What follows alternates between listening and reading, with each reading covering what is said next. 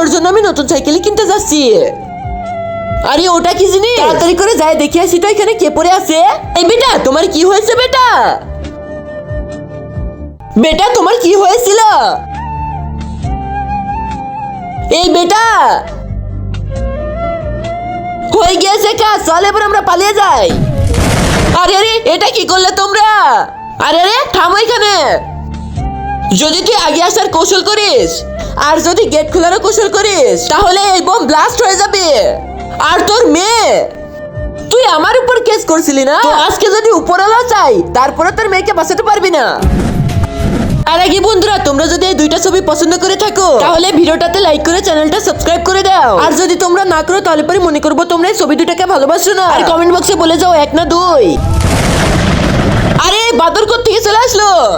আরে ও তো ওই তারটাই কেটে ফেলছে যেটা দিয়ে বোম ডিফিউজ হয়ে যায়।